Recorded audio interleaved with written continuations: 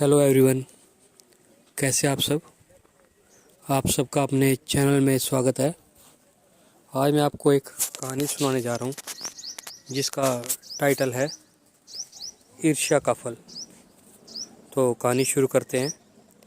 एक गांव में 7 भाई रहते थे। 6 भाई खेतीबाड़ी का काम करते थे। सबसे बड़ा भाई बुद्धिमान तथा पढ़ा लिखा था। वह राज दरबार में नौकरी करता था। वह सवेरे सवेरे गरम गरम दाल भात खाकर नौकरी पर चला जाता। सबसे छोटे भाई को बड़े भाइयों से ईर्ष्या हो गई। उसने अन्य भाइयों से कहा, बड़े भाई को दरबार में परिश्रम नहीं करना पड़ता, फिर भी उन्हें सबसे पहले ताज़ा खाना मिल जाता है। हम लोग खेतों में अधिक परिश्रम करते हैं और हमें ठंडा भोजन मिलता है।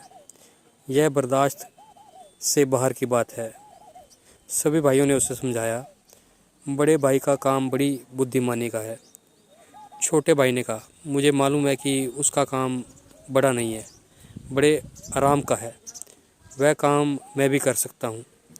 कल मैं ही उसकी जगह काम पर जाऊँगा। पांचों भाइयों ने उसे समझाया कि बेटा देखो, ये ठीक नहीं है। लेकिन छोटे भाई ने उनकी एक नहीं मानी। बड़े भाई को जब यह बात मालूम हुई तो उससे मुस्कुराकर कहा, ठीक है, मैं कल नहीं जाऊंगा दरबार में और वही उसकी जगह जाएगा।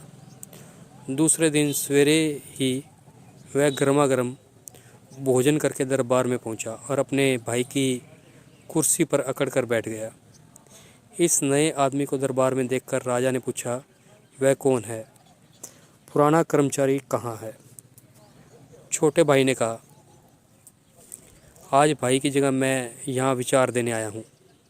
राजा ने उससे प्रश्न किया, बंदूक की एक ही गोली हिरण के पाँव और कान पर कैसे लग सकती है? छोटा भाई काफ़ी देर तक नीचे ऊपर देखता रहा। उसे कोई जवाब नहीं सूझा।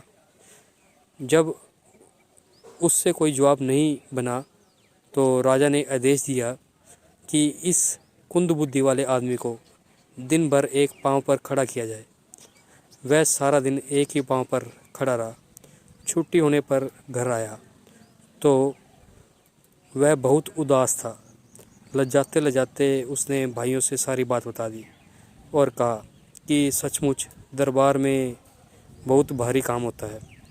भला बताइए, एक गोली से पैर और कान दोनों जगह कैसे हिरण को चोट लग सकती है?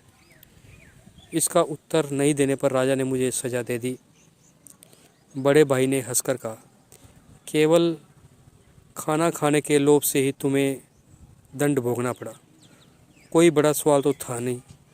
जिस समय हिरण पैर से कान खुजलाता हो, उसी समय गोली मारने से पैर और कान दोनों जगह पर चोट आएगी। बड़े भाई की बात सुनकर छोटे भाई ने लज्जा से अपना सिर झुका लिया। तो एक कहावत बनी हुई है, जिसका काम उसी को साजे। अगर आपको ये कहानी पसंद आई है तो वीडियो को लाइक कीजिए, शेयर कीजिए और चैनल को सब्सक्राइब कीजिए। बेल वाला बटन ज़रूर दबा दें ताकि हम ऐसी कोई और कहानी डालें तो उसकी नोटिफिकेशन आपको मिल जाए। Thank you.